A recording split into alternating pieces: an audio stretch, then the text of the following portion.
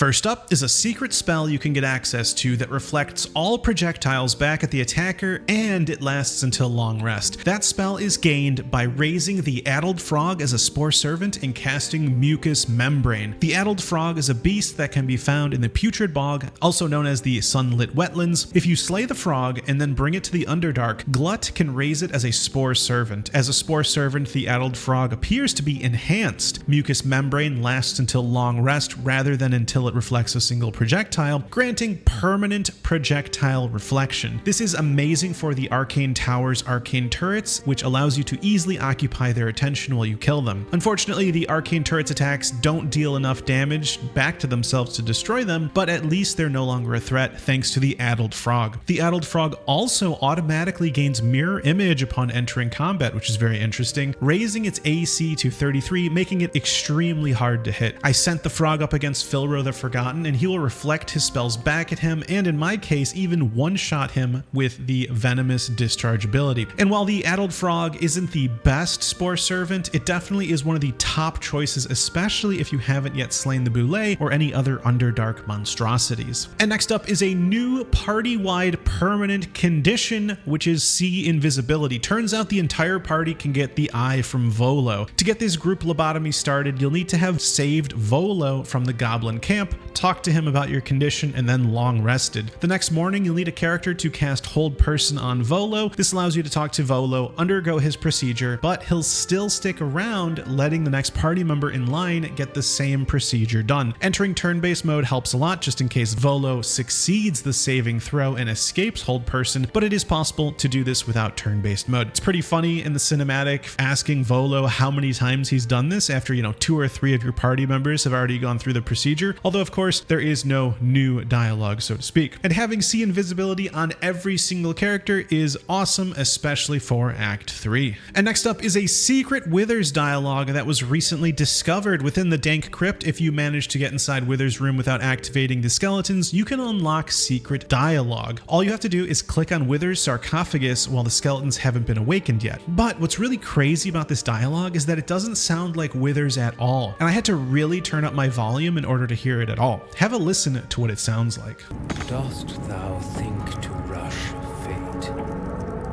See to the dead first. And next up is how to save Squire and have him join you. Squire is Ketheric Thorm's warhound that will fight against you on the rooftop of Moonrise Towers, but only if you don't interact with him before that fight. To prevent having to fight Squire and save his life, you'll need to find him inside Ketheric Thorm's room on the 2nd floor of Moonrise Towers. Once you enter his room, dialogue will begin with Squire. If you pass any of the dialogue checks, Squire will become friendly and will actually not appear when you fight Ketheric on the Moonrise Towers rooftop. And as a bonus, you can get Squire to join you and actually fight on your side if you are an Oathbreaker Paladin that is at least level 6 by using Control Undead on him. Squire has extra attack, which is nice, and his attacks also apply Bone Chill when he successfully lands his attacks, which is very cool, but his low health pool does make him vulnerable to being attacked, but otherwise he is a very cool dog companion other than Nimbus and Scratch. And next up is a secret weapon that has a permanent Bless enchantment on it. This weapon is rarely found by players, but surprisingly can be found early on into Act 1. This weapon is Svartalbe's Wound Seeker. This weapon has Deepen the Wound. The wielder gains a plus 1d4 bonus to attack rolls with this weapon when attacking creatures that have already taken damage. This weapon is also two-handed, so it pairs very nicely with the Great Weapon Master feat. To get this weapon, you have 2 opportunities. First, you can get it off Yiva when you encounter her at Joaquin's Rest in Act 1, or if she is still alive within the Mind Flayer colony in Act 2. If you want to get Svartalbe's Wound Seeker as soon as possible, head to Joaquin's Rest and cast Fog Cloud near Gauntlet Yiva. Make sure not to target any of them because that will cause combat unless you don't care. Then enter turn-based mode and cast Command Drop on Yiva. Then drag the weapon into the cloud and send it to camp. From there, have one of your characters smash down the door and walk in. This causes all the Flaming Fist to rush up to save Floric and will let you get away with your crime. Now, it did take me a few attempts to get this exactly exactly right, so be careful on honor mode. You may get a fight on your hands. If dialogue begins with the Flaming Fist, you can talk your way out of it, but in some cases, each of my party members had to pass dialogue checks, which was unexpected, and alternatively, you can just wait until Act 2, free Gauntlet Yiva from her pod in the Mind Flayer colony, disarm her, and then grab the sword then. Or if you're doing a murder hobo run, you could just slay her at Joaquin's Rest without having to worry about any of that. And next up is a secret interaction with the Boots of Elemental Momentum. These boots grant momentum for 2 turns after the wearer deals acid, cold, fire, lightning, or thunder damage with spells or cantrips. However, these boots will actually activate from Booming Blade, the new cantrip introduced in patch 8, which deals thunder damage upon striking and additional thunder damage when the afflicted target moves. This makes the Boots of Elemental Momentum a nice option for any character using Booming Blade, since it's a melee attack. Having momentum to more easily reach your opponents is always helpful. And the Boots of Elemental Momentum can be found on the Rosy Morn Monastery Trail, sold by Lady Esther, northeast of the Trielta Crags waypoint. And next up is a hidden reward you can obtain if you use only Illithid powers during dialogue. When choosing the Illithid tag in dialogue, you'll be faced with a DC 2 wisdom check. If you pass, you'll get a unique comment from the narrator each time. However, after your 7th use, you actually unlock something new entirely. So the first time you use your powers, the narrator says a shiver runs across your mind, you feel sated. The second time, the narrator says something stirs deep within you, hungry and alert. It's taking something you'll never get back. On your 3rd use, the narrator says your mind lurches, reeling suddenly as if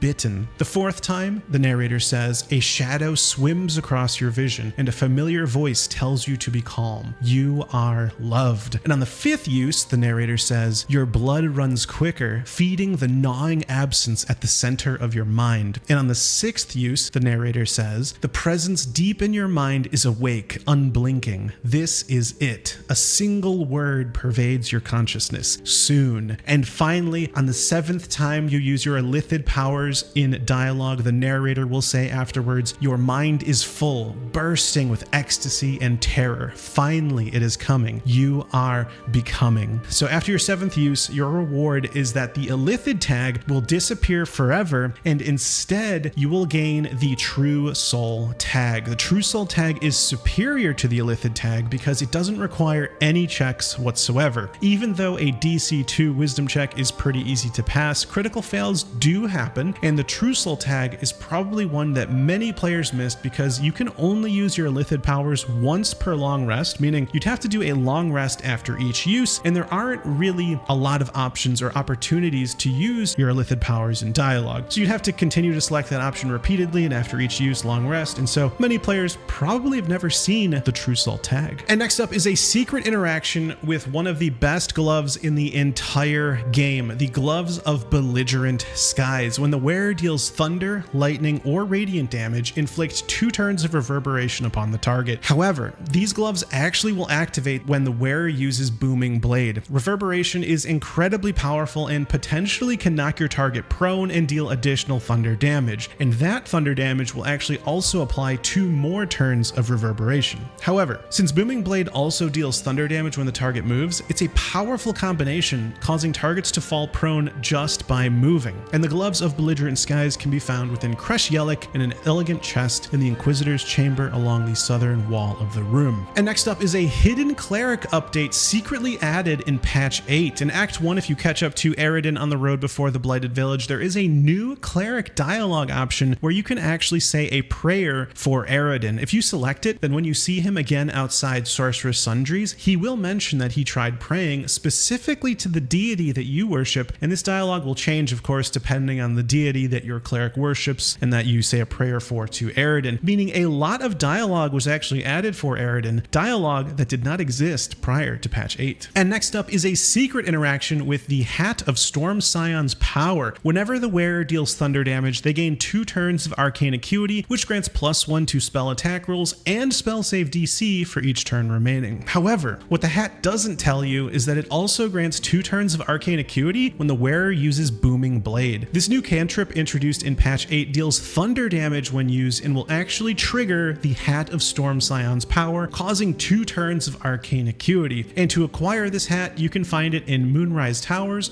sold by Araja Bloodra on the main floor. And next up is a secret cutscene with Shadowheart you can only see during a Shadowheart origin playthrough. In Act 1 within the Blighted Village, if you find an old school book and read it, a cinematic will start to play. However, instead of during a non-Shadowheart origin playthrough where you watch Shadowheart go through the pages and there's really nothing you can do to get her to tell you what she knows from the book, during a Shadowheart origin playthrough, the secret of the book is revealed. The book details the events that occurred at the Blighted Village, and it sounds like the work of Shar worshippers. This leads us to the conclusion that Shar worshippers raided the village long ago. And next up is how to get Dror Ragzlin to join you. That's right, the goblin leader Dror Ragzlin. To do this, you'll need to head to the Shattered Sanctum within the goblin camp. Head all the way to the back where Dror Ragzlin is located and proceed to do the following. First, you'll need to slay Dror Ragzlin. Make sure not to have non-lethal attacks on because we need to make sure he's dead. Then later on in Act 2, you'll need to help Balthazar return the Night Song to Ketheric and kidnap Isabel. Do both of these things, and when you go to the Altar of Absolute Ascension, you'll be teleported to the Mind Flayer colony. There, you will find zombie Dror Ragzlin. By using Control Undead on him, you'll be able to have him under your command. However, he is not as powerful as before since all he has is Slam at this point, which is pretty weak, but it is pretty cool though to have him join you and have him in your party. You can also get Nier to be under your command if you defeated him in the Gribforge, because he will also be there in the Mind Flayer colony, along with Wolbrin if you didn't save him from prison and the Tieflings, and so on. And next up is a secret interaction with the Ring of Elemental Infusion. When you deal acid, cold, fire, lightning, or thunder damage while using a spell or cantrip, that element infuses your weapon. Until the end of your next turn, you deal an additional 1d4 damage of that element on your first successful weapon attack. But what this ring doesn't say is not only can you apply this damage bonus multiple times, but it also can be activated from Booming Blade, the new cantrip added in patch 8. It even works from the elemental weapon condition, which allows you to infuse a weapon with elemental damage of your choice. This makes the Ring of Elemental Infusion much stronger than you might think at first glance, and the Ring of Elemental Infusion can be found in Kresh Yelik, worn by Gish Umraak in the Infirmary. And next up is a hidden interaction with Pandirna. When first interacting with Pandirna in the storage house next to the Emerald Grove jail, by following the hidden path, she tells the party Auntie Ethel gave her a potion to make her strong and brave as a bugbear. But the old lady warned there would be consequences, and it left her paralyzed as well. This moment hints that there may be more than meets the eye about Auntie Ethel, but also opens up extra dialogue options if you happen to be a bard, cleric, druid, or paladin. You actually have the ability to heal Pandirna of her paralyzation if you have Lesser Restoration prepared, or if you have the Amulet of Sylvanas, which can be found within the Druid Grove. If you cure her, you'll unlock rare dialogue where she will tell you she'll turn a blind eye to you being in the storehouse as long as you don't touch anything. And next up is a hidden interaction with Ironvine Shield.